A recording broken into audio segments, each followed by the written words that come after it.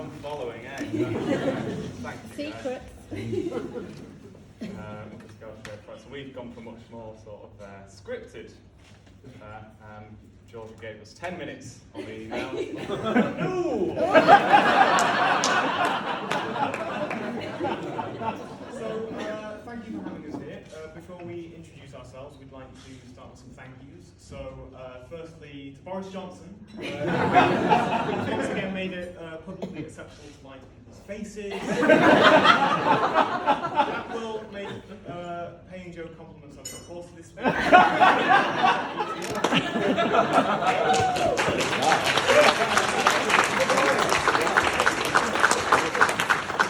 Back in July last year, I actually managed to get Boris to agree to fund tonight's buffet as part of the free school meal scheme. Enjoy your free apple and slice of cheese later on. It looked like Fire Festival Part 2 tonight. Secondly, we'd like to thank Joe, naturally, for asking us to be his best men. Shame you couldn't decide on one of us. More on that later. And finally to Georgia, thank you for coming. Those last minute doubts can really take hold, but I'm glad we managed to talk you through it. We have had to try very hard not to make this speech just a mixture of film references, but forgive us if we do accidentally throw in one or two. So let's introduce ourselves first of all. As the more perceptive of you may have realised, there's two of us. So when Joe asked me to be his best man, I got on the phone to my agent. Both agreed it made sense for me to do it. And not just because of the, frankly embarrassingly generous fee that he offered.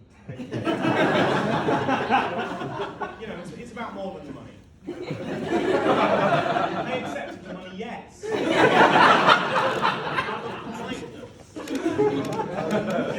In all honesty, Joe and I go way back.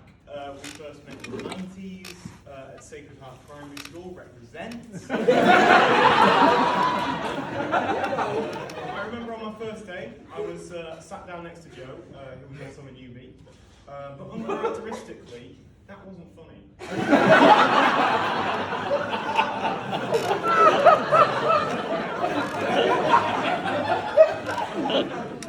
Some of you guys are laughing in the wrong place. So, anyway, he was a newbie. Uncharacteristically, he hadn't made any friends yet, which seems mad given that now, you can't go on a night out with Joe without being introduced to all 300 people at the bar. When I sat down next to him on that day, he turned to me and he said, "Yeah, I guess you'll do." And our friendship has been rock solid. And so you can imagine my surprise, when I signed the contract to do this gig, only to find I'd be sharing a stage with Rory.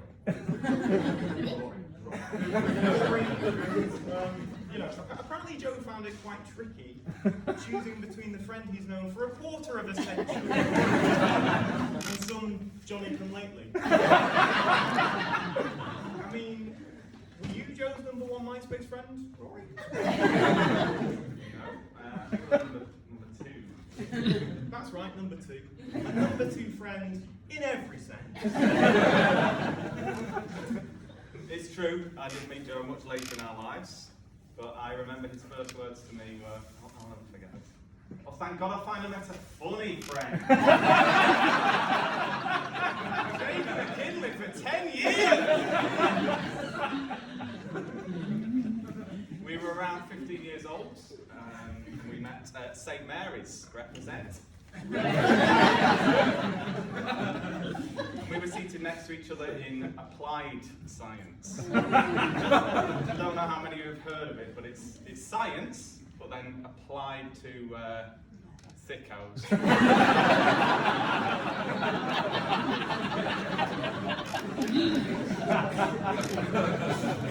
I think, or at least I hope, Joe won't mind me saying that he was incredibly lazy.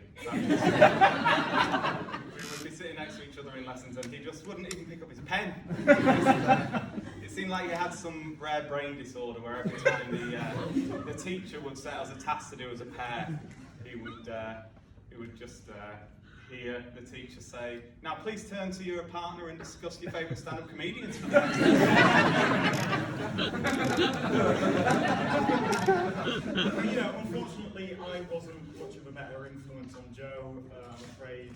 Though I do remember one time in media studies, our teacher turning to Joe and saying, "Why can't you just be more like Jamie? Working hard at the back of the class," only to find out about 10 minutes later that I was actually just frantically trying to catch up on my RE homework. I think it's fair to say academia wasn't our main interest in our teenage years. In fact, Joe was often found in detention doing lines.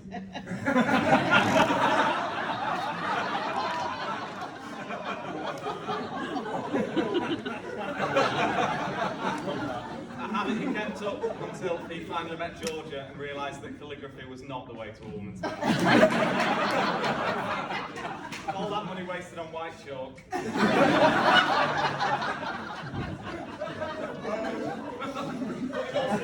I think we can all agree that, Joe's come a long way since secondary school.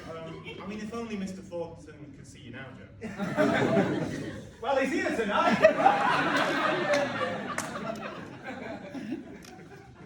So outside of school, we spent a lot of our free time drinking cider in parks.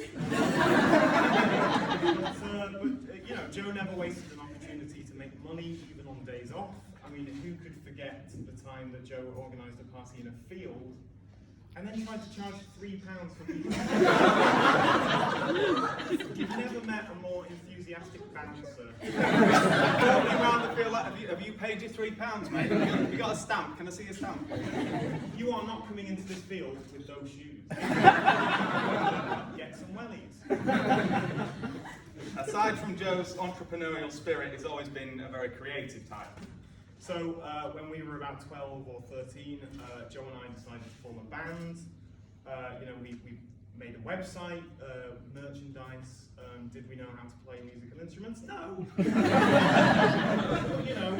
we weren't going to let something as trivial as that our lofty musical ambition. So we did eventually get around to writing a song, our only song. And Joe was tasked with writing the lyrics. Now, unfortunately, I can only remember the opening lines to this song. But as I recite this powerful piece of poetry, I think you'll all agree that much like the lyrics of Bob Dylan, during his protest years, Joe's early work demands a level of critical respect that it's just never tragically had until now. It basically went like this. One night, woke up, people dying.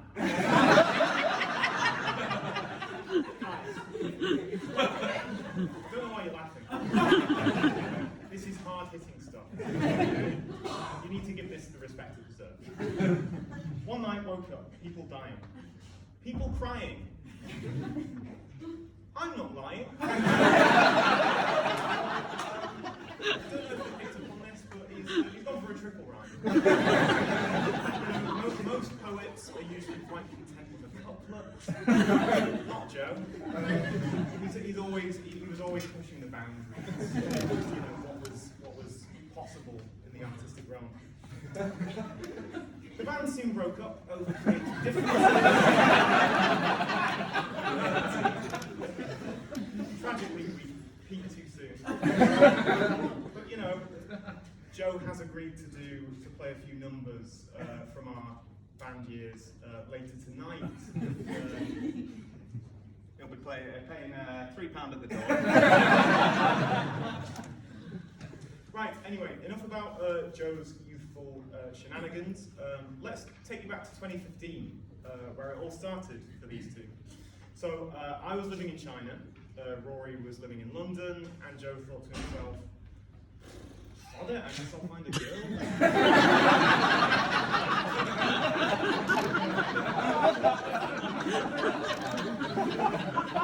And so, hopeless romantic that he is, he sought love in the promised land of Tinder. Joe Joe had found many girls on the internet before. Most of them had turned out to be wealthy Arab princesses who wanted to share their wealth with Joe, if only who could give them his number. And when I say his number, I mean his PIN number. We realised Joe was pretty serious about Georgia when he finally showed us a picture of her. He said, which one is she? And he went, oh yeah, sorry, let me just show you, I'll just get my phone. Not that one.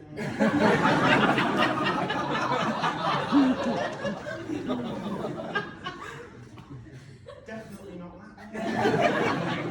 Oh yeah, that's the one. And you know, we made all the right noises, we thoroughly approved. Always nice when the accidental swipe right turns into your husband, isn't it?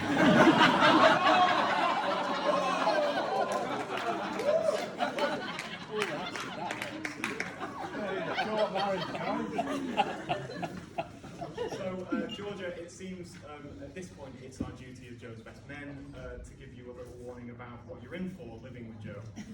Some of which you may already know. So there's the obvious ones. He's snoring.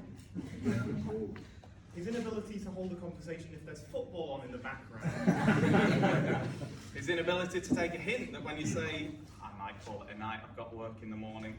Joe, when will you learn that means I'm bored of you now? I want to go home. But there is the other side of him too that you might not have met yet. There's his competitive nature. Never agree to a game of five-a-side with him. What starts out as a friendly kickabout soon turns into you scum and I never want to hear from you again. There's the obvious fact that Joe's never been one for a couple of quiet drinks.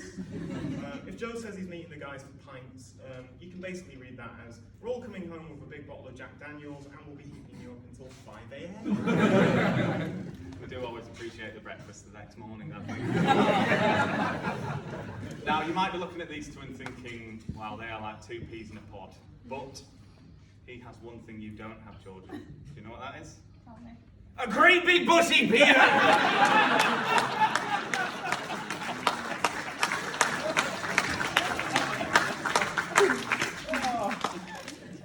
Hot fuzz there. We didn't promise film references.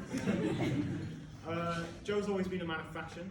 He was the only kid in St. Mary's who, managed to use non-uniform day as an excuse to wear a trilby hat.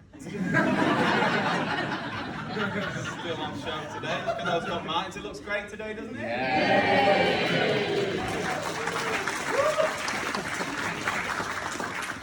Yeah, he does look great. Like Hagrid at his first Hogwarts. Like Brian Blessed just discovered Pinterest.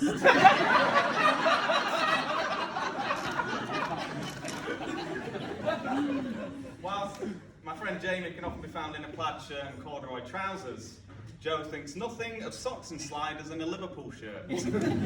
Last time I invited him to my grandma's funeral.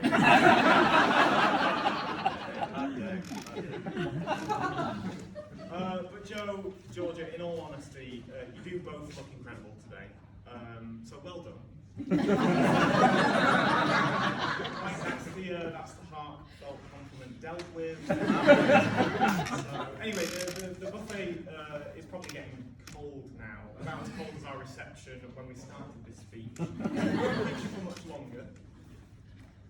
Now, I suppose all that's left to say is through him with No, we talked about it. A few minutes credit.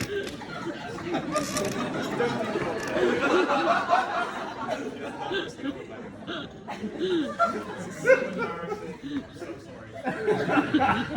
He always does this.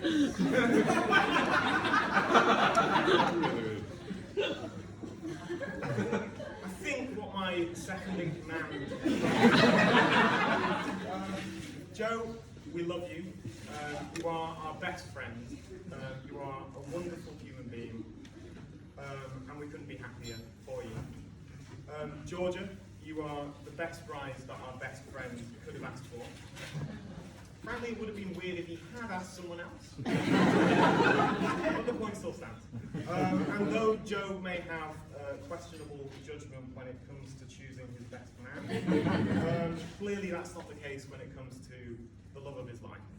So, if you could all raise your glasses to Joe and Georgia.